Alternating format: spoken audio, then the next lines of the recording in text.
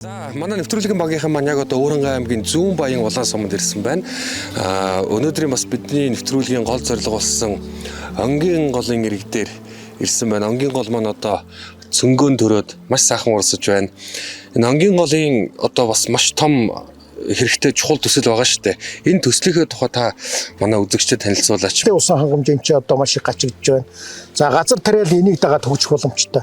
Энийг дагаад тэр 200 гаруй километр газар бол цул одоо ой болох боломжтой.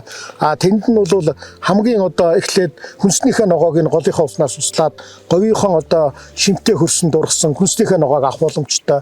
Гэх мэтээр таны хэлдэг бол үнэхээр үнэн. За тэгээд одоо тэр хүн модныхоо одоо хөтөлбөрийн хүрээнд модон тариад говийн одоо бүстэй ургалдаг заг сухай хайлаас бүглээс энийг нь тариад энэ голынхаа усаар услаад ингээд ургуулах боломжтой. Ягаад гэвэл усгүй бол малч хэцүү газар тариалан тэр хүмүүст хэрэгжихгүй усгүй бол тийм учраас энэ чухал